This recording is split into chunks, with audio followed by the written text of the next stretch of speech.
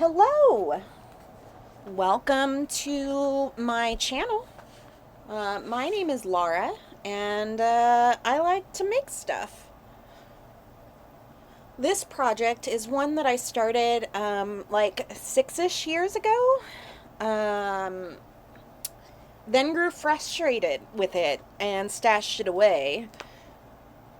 Last video I pulled it out to finish it.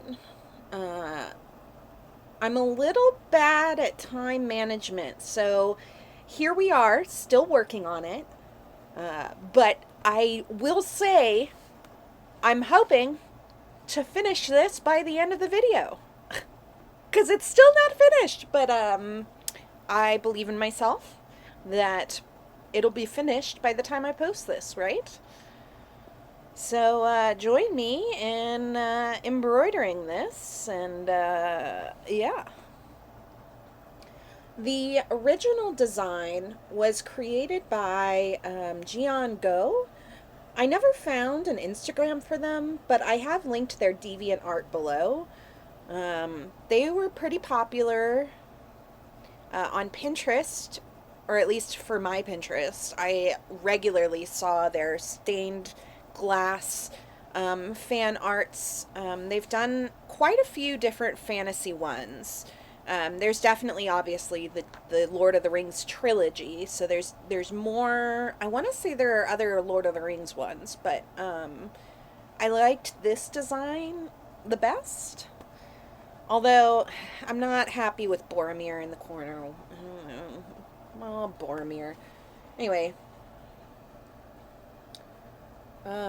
if I were to do this project again, I think that I'd do the grid method of transferring the design rather than what I had done, which was attempt to trace through the fabric. So I had a printout of the design and like tried to backlight it and get the design through the fabric, and that did not work very well.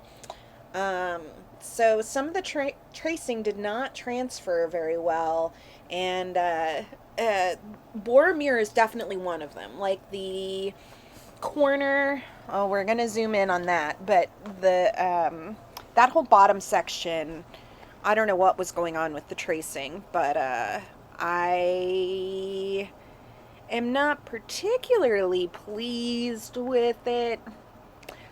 For those who don't know how to do, and maybe I'll do a video on the grid method, but basically, I mean, I guess the easiest way would be to print out and iron on whatever design. But if you can't do that, the grid method is you have a printout of whatever it is that you're wanting to transfer. It can be either the same size or larger or smaller, but basically you draw out a grid on the original artwork, and then with the same, like, as even as possible, the same amount of like squares and proportions, grid, like draw a grid on whatever you want that artwork to be on. It's hard to explain verbally, but basically then each square, you only have to worry about the lines in each square. So square to square, you can just focus on those lines. And I find it a lot easier to transfer a design that way. I've done that a few times for things. And, you know, if I ever, I know I want to embroider more, so maybe I'll show you how to do that in some video at some point. It's not going to be this one, but someday, maybe.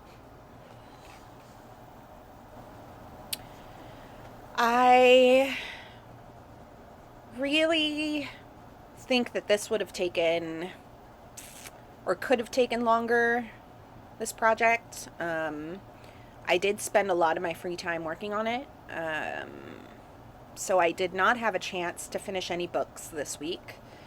I am halfway through A Court of Mist and Fury, and it's fun, but yeah, I really wanted to get this finished for you guys because I did the part one, and I don't like to leave it like that, you know? So far apart from each other. Just looking at this design, I will say one of the things, and these mountains around the Saruman's tower, they weren't really in the movies. Like, I feel like it was trees, right? It was in the design that they were mountains, and I kept it because that was the design, but I kind of wish that this had been a little bit different. Like, I like the clouds, I like the tower. I just, again, I would have done it a little bit differently, looking back, I guess. So I remember, I'm old enough to remember when the movies came out. Not that they were really that long ago, I guess, but I was in middle school and high school throughout the 3 releases, and my mom would give me so much shit for having a crush on Legolas, because she had a crush on Argonne or whatever, but I always am like, as an adult woman now, did you want your teenage daughter to be crushing on, like, the actor was like 40 something, and the character was, I mean, I know Legolas is, supposed to be like thousands of years old, but like, do you want your teenage daughter crushing on an old man like that? I don't know. Of course, now I'm like, oh yeah, I see it. I understand. The original trilogy, Lord of the Rings, and I have to say it like that because of the fucking Hobbit, is like such a comfort films. I've seen of course, the director's cut. We did a little marathon at the movie theater. They were playing it in town, and that was actually really difficult to do in theater. Like, I feel like when doing the marathon of the 3 movies, you do the first 2 one day, and then the Return of the King the next. Return of the King always gives me, like, such a headache. It's just, especially in the theater, it's just like the music, and it just keeps going. I don't know. I feel like maybe they could have split it into 2 movies, that last one, but it's probably best they didn't, honestly.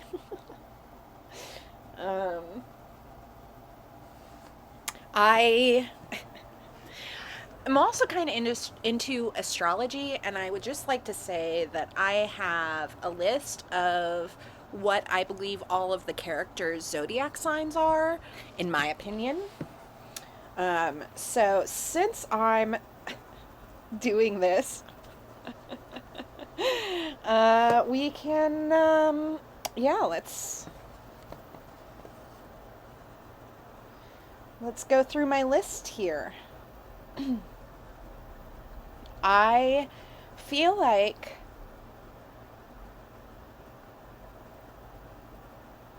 actually, it's really interesting because the lists that I'm looking at here that I wrote in my notes, like 6 months ago, are different than what I can remember. Starting out with Frodo, Sam, and Gollum, I really think that Sam is a Taurus. He's loyal and stubborn, hardworking, and I think that Frodo is a Pisces. I'm not going to explain that one. Frodo's a Pisces. And then Gollum, I think wanted to give Gollum to be a Scorpio, but in my notes I have him as a Gemini. And maybe he's, got like a Scorpio moon, but he's like a Gemini or something. I don't know. Merry and Pippin, I have in my notes, I wrote down Merry is definitely a Sagittarius. Pippin, I wrote down Gemini, but honestly, I think Pippin is a Taurus, like the other side of being a Taurus. Like Sam's the stubborn, loyal side, and Pippin is the just want to have a party side. Pippin is the Taurus that gets with the Sagittarius. For sure, Pippin and Merry are a Sagittarius and a Taurus coupling of best friends. Not that I would know from personal experience or anything. By the way, I'm a Taurus. So I can say that Pippin is a Taurus, okay? So maybe I should have started with like the lesser characters first. We'll go with Arwen, I think, is a Cancer. Elrond for sure is a Scorpio. And then Galadriel is a Libra. And I don't feel like I have to explain any of those three choices. I feel like they represent a pretty good archetype for each one of those zodiac signs. So those are my calls there. Eowyn is a Sagittarius. Cannot sit still, cannot be caged, wants so fiercely to live, and I don't know how else that could be any other sign other than a Sagittarius. Maybe a Leo, but no. I think that Faramir is an Aquarius, and Boromir is a Leo. I think for Faramir, so I put Aquarius, it's funny because there's a part of him that wants to, like, uphold traditions or whatever, but when it comes to Aquarius and, like, rules and regulations, they often think outside the box, and I think that sometimes it's because they have to, and that's very much, I feel like, Faramir. Treebeard is a Taurus. King Theoden, for sure, a Capricorn. I have Eomer is a Leo.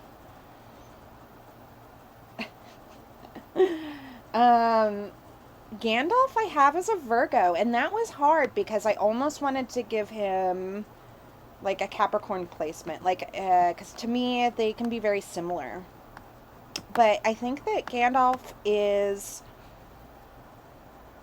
a little bit more down to earth, I guess, and a little, oh, I don't know. What do you think? Virgo or Capricorn for Gandalf?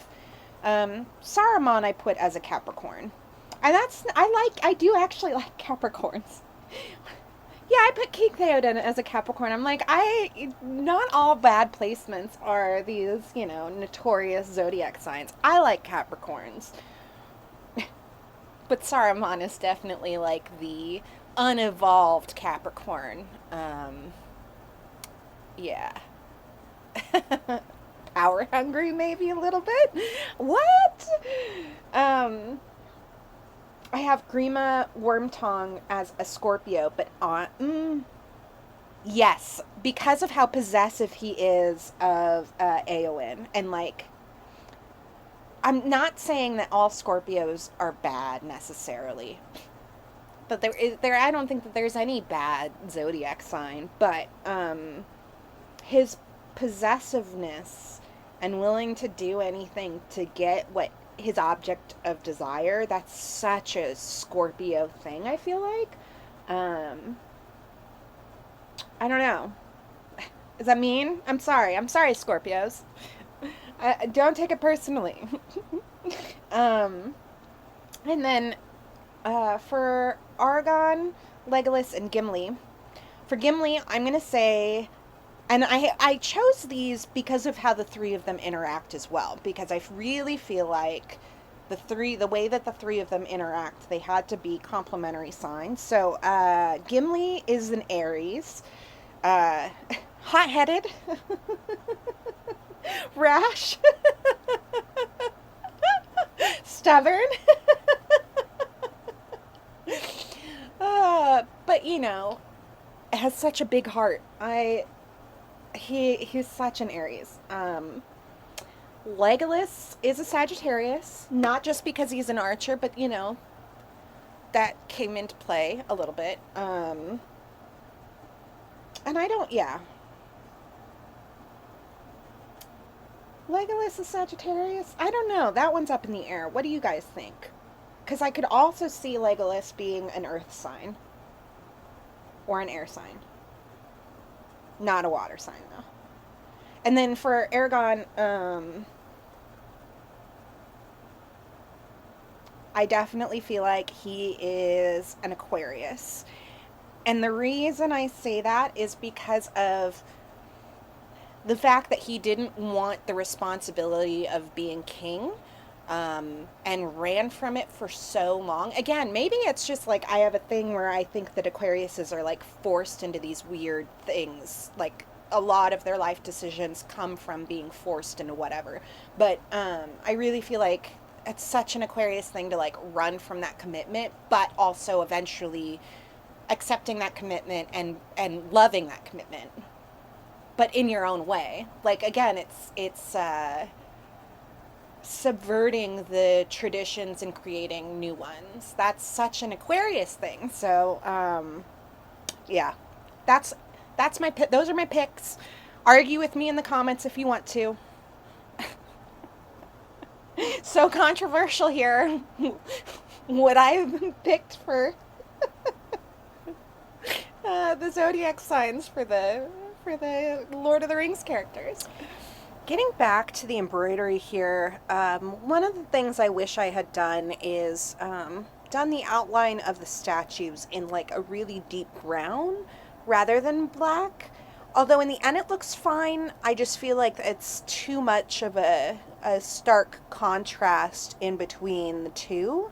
That's a little much. It's a little much. One of the other changes that I made, I did not embroider.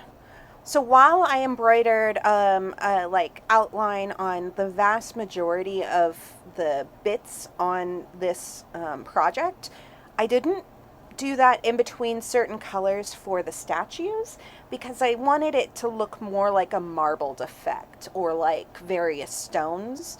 There I am tying the back of it, and here we are finished. I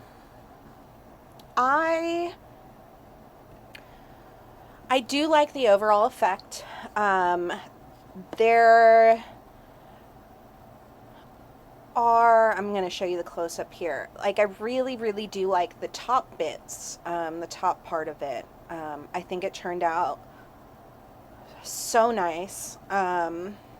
Although there are certain spots that I know are funky, I think it'll look great as a back patch on my jean jacket, which I think I've mentioned that that's what I want to do. I'm not particularly pleased with the water or Boromir, and actually I think that Boromir's arms look a little,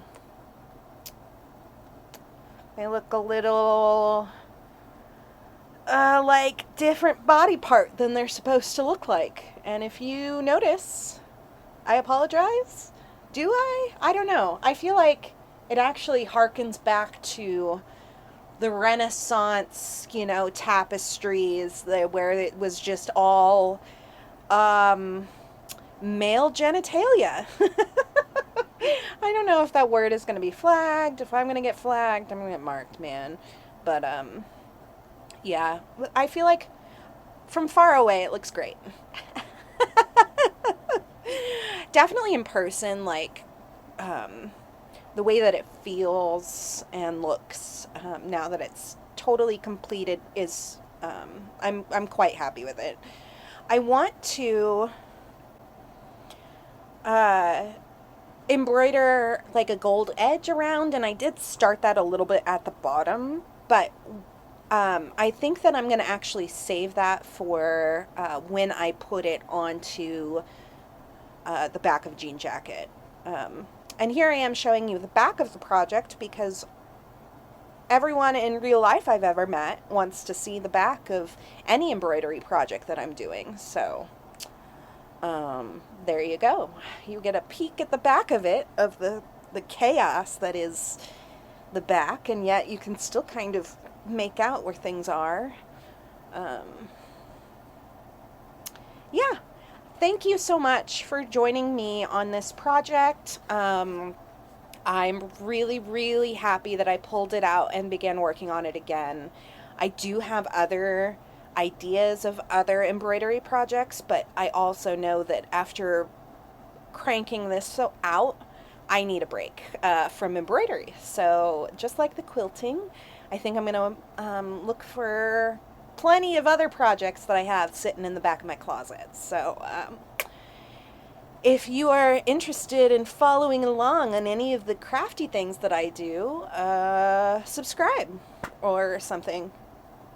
Okay. Thanks. Thanks. And I'll see you guys later.